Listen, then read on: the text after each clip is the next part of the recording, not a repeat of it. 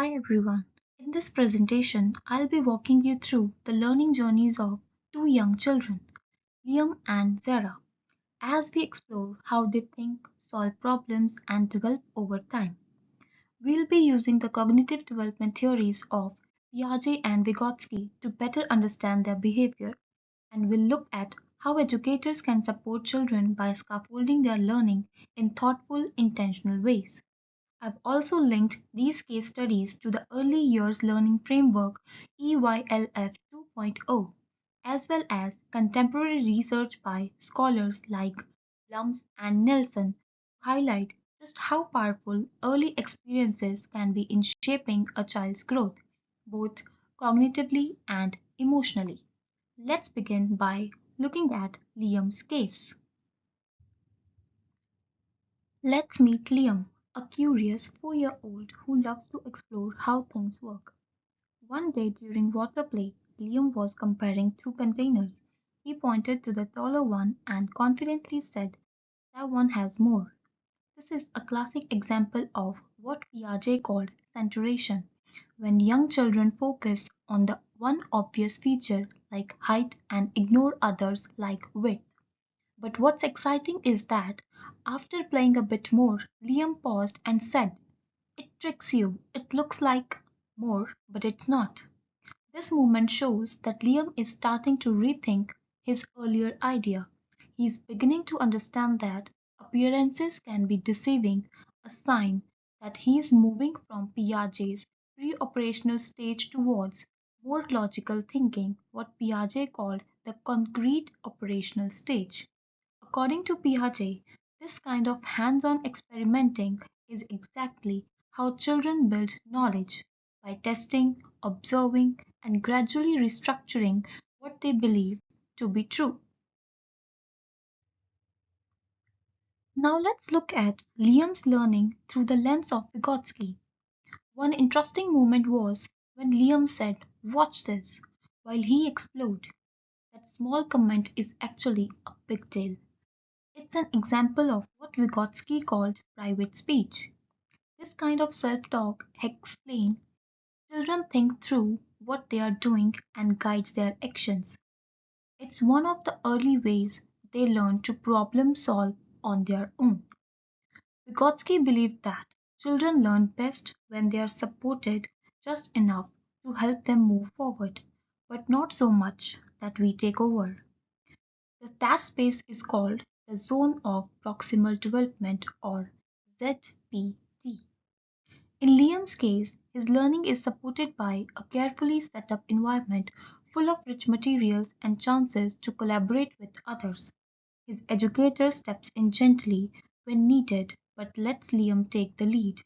This kind of thoughtful scaffolding gives him the freedom to grow without interrupting his curiosity or independence. Let's look at Zara's case. Zara is a curious and determined learner.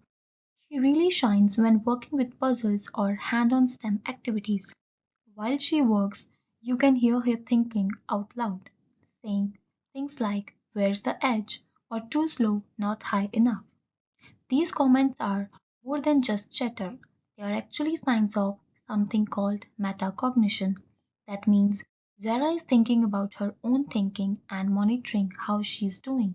This kind of self talk is exactly what Vygotsky described as internalized private speech, where children use language to guide their learning.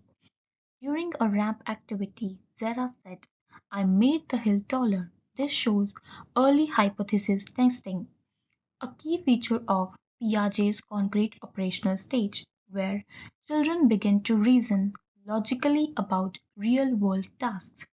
What's really amazing is that Zara doesn't just try something once. She watches what happens, reflects, and then changes her approach.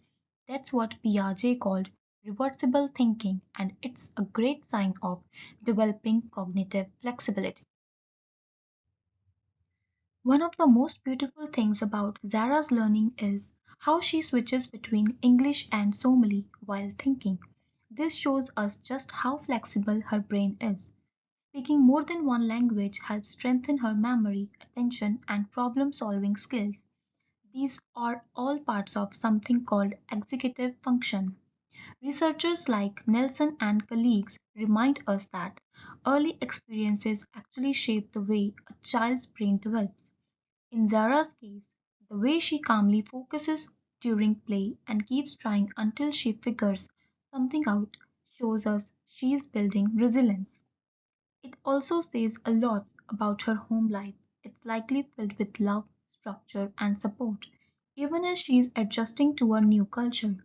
Her educator plays a huge role too, by gently encouraging her and celebrating her successes. Zara feels seen, safe, and confident. That kind of emotional support makes a big difference when children go through big life changes like moving countries or learning a new language.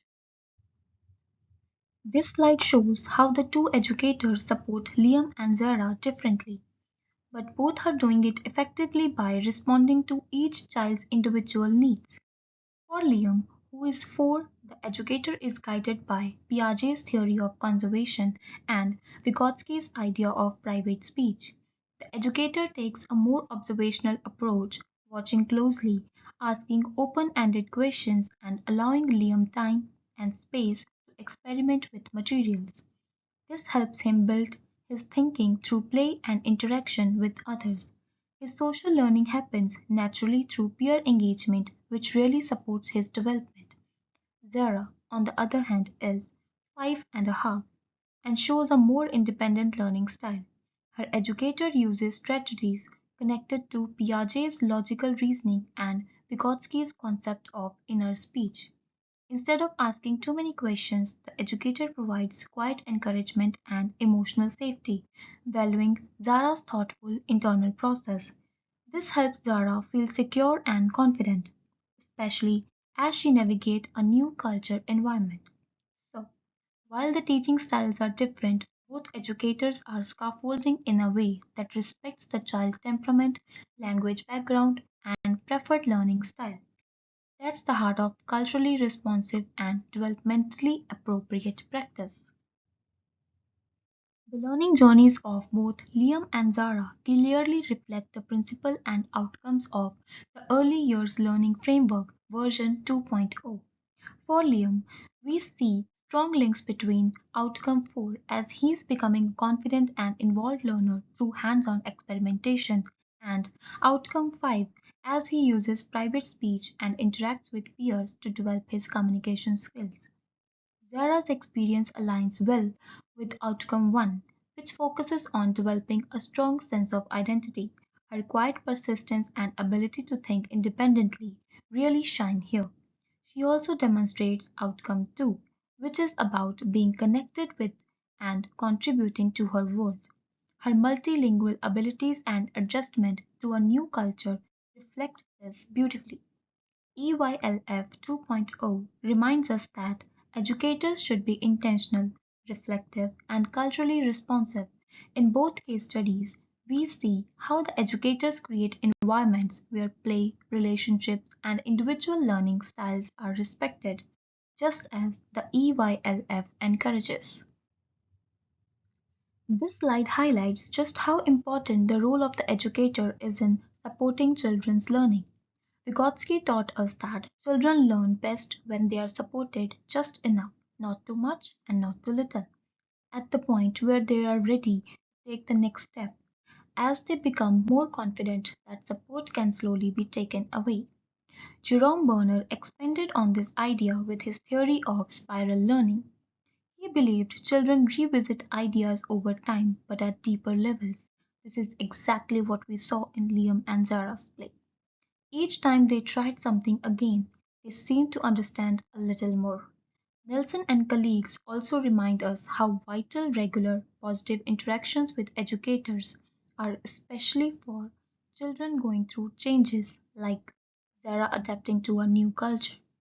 The emotional support and encouragement she receives from her teacher play a huge role in helping her building resilience and focus. So, whether it's through emotional support, asking the right questions, or simply being present, educators have a powerful influence on how children grow and thrive, both cognitively and emotionally. As we come to the end of this presentation, it's clear that Piaget and Vygotsky's theories still hold powerful relevance in early childhood settings today. Looking at Liam and Zara's learning journeys, we can see how children think and grow, not in a straight line, but through exploration, interaction, and reflection. Piaget helped us understand how children actively build knowledge by engaging within the world. Vygotsky added a critical layer by showing us how learning is deeply influenced by the people and culture around the child. What this really means for us as educator is that our role matters. The way we scaffold, the way we listen, and the way we respond, all of it can shape a child's confidence, thinking, and identity. In many ways, every interaction is a learning opportunity, and every educator becomes part of that child's cognitive and emotional toolkit. When we are culturally responsive, when we embrace children's diverse languages and ways of learning, we help create a classroom where every child can succeed. Ultimately, it reminds us that teaching isn't just about passing on knowledge, it's about building connections, nurturing curiosity, and walking alongside each child as they grow into confident and capable learners.